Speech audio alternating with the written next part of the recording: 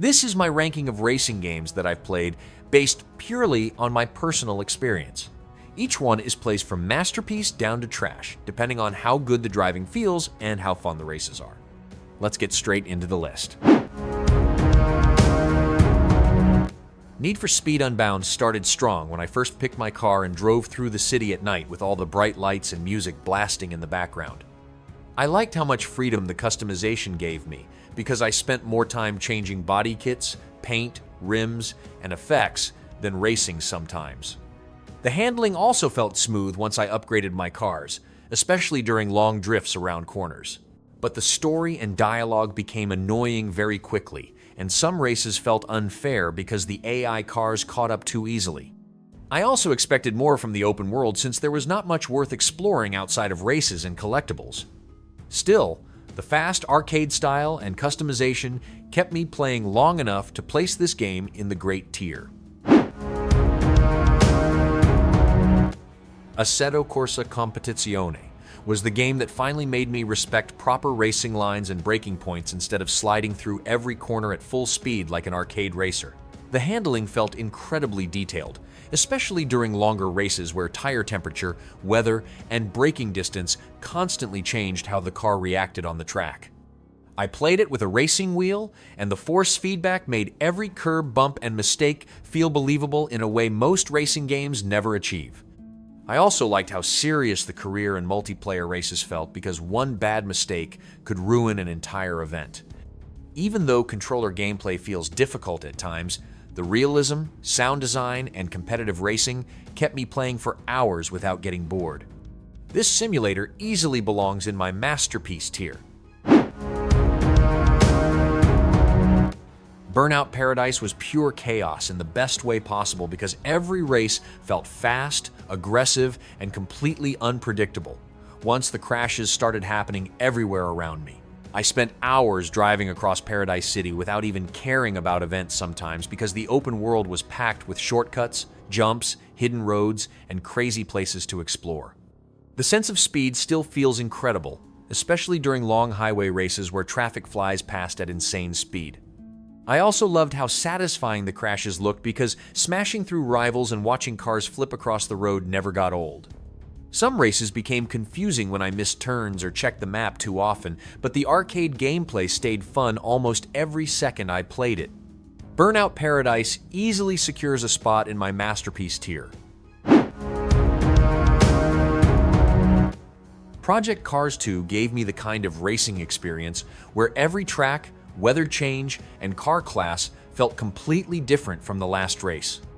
I loved switching between GT cars, rallycross events, endurance races, and open-wheel racing because the variety kept the career mode fresh for a very long time. The handling also felt much better than the first game, especially on a controller, since the cars stayed balanced without feeling too easy. What kept me hooked most was the dynamic weather system because racing through heavy rain, fog, or nighttime conditions completely changed how I approached every corner. The sound design was also incredible, with engines, tire noise, and rain effects making each race feel alive. A few AI moments and bugs frustrated me sometimes, but this game still lands in my excellent tier. Hot Wheels Unleashed 2 Turbocharged reminded me why arcade racing games can still be ridiculously fun when they focus completely on speed, crazy tracks, and non-stop action. I loved racing through giant toy environments filled with loops, jumps, shortcuts, and bright orange tracks that looked like a real Hot Wheels set brought to life. The drifting and boosting felt smooth, and learning when to overcharge the boost added extra tension during close races. I also spent a surprising amount of time building custom tracks because the editor gave me plenty of freedom to create wild layouts. The car designs looked fantastic too, especially since many of them resembled actual Hot Wheels toys from childhood. Some DLC prices felt annoying, and I wish more older tracks returned, but this game still races straight into my great tier. EA Sports WRC provided me some of the most intense rally racing moments I've had because every stage demanded complete focus from the first corner to the finish line. I loved how the cars handled on dirt, gravel, and snow since the weight, jumps, and drifting felt challenging without becoming impossible to control. The longer rally stages were also a highlight because surviving a 30-kilometer run without major mistakes felt rewarding. I also liked the variety of classic and modern rally cars because each one sounded powerful and handled differently across changing weather conditions. The co-driver calls added extra pressure too, especially during fast sections filled with blind corners and dangerous jumps. Technical problems like stuttering and screen tearing annoyed me at times, but the rally driving itself places this game in the excellent tier. F125 instantly felt better than previous entries because the racing, presentation, and career systems finally received meaningful upgrades instead of tiny yearly changes.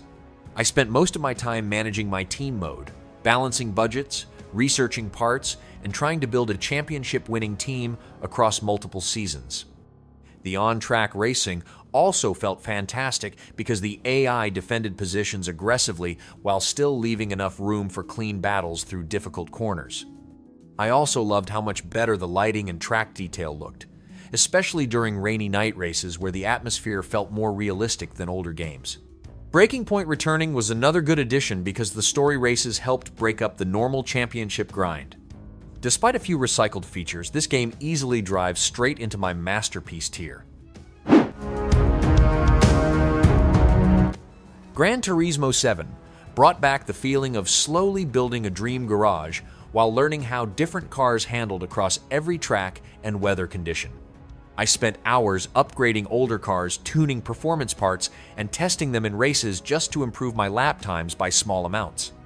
The driving physics felt excellent because every car behaved differently, from lightweight classics to powerful race cars with massive grip around difficult corners.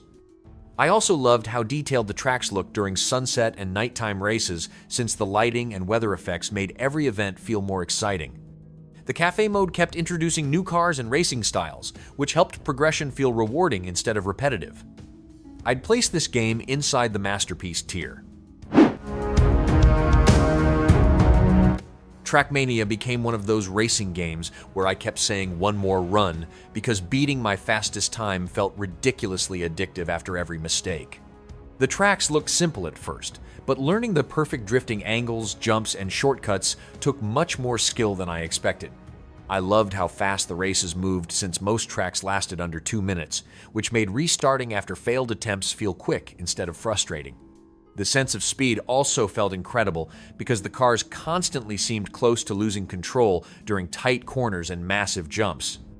I spent plenty of time trying community-made tracks too, and some of them felt even more creative than the official maps.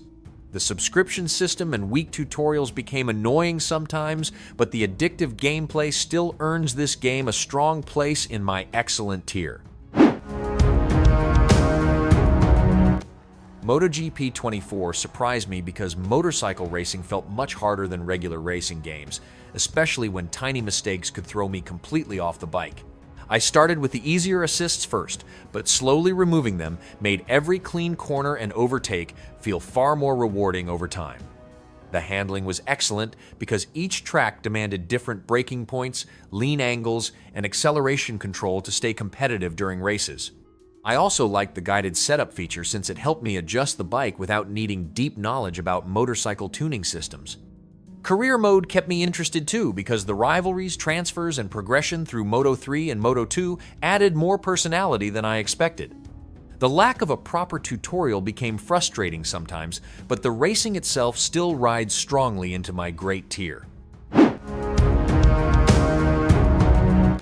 Forza Horizon 5 became the racing game I kept returning to whenever I wanted pure freedom, because there was always another road, event, or car waiting to distract me.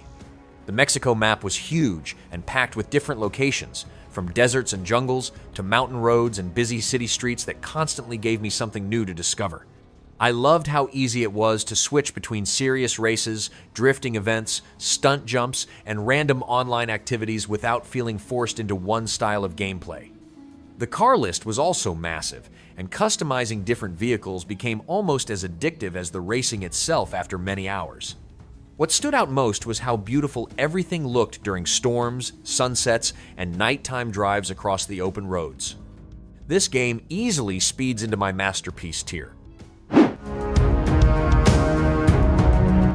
Wreckfest 2 instantly became one of the most chaotic racing games I've played because every race felt like complete destruction from the first corner until the finish line.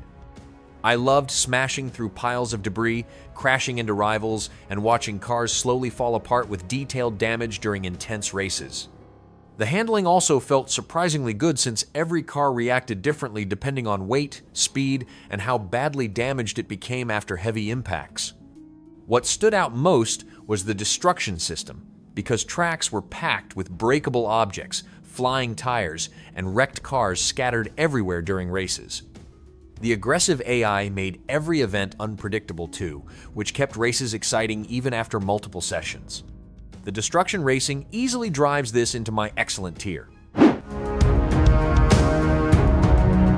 The Crew Motorfest gave me a fun arcade racing experience because the island setting looked beautiful and the game constantly pushed me into different types of car culture events. I enjoyed driving through beaches, forests, cities, and mountain roads since the smaller map felt more detailed than previous games in the series.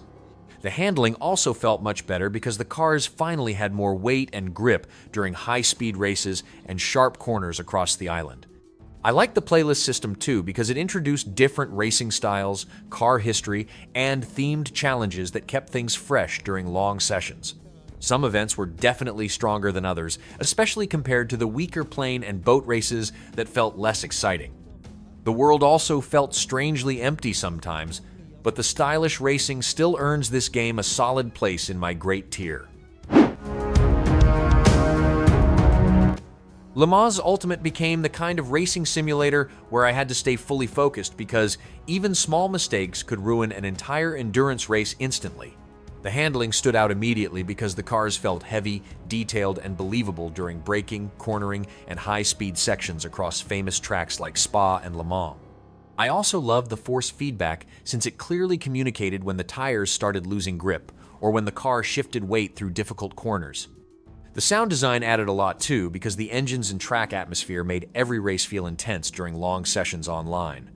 Multiplayer became one of my favorite parts because the competition stayed challenging and rewarding across many races.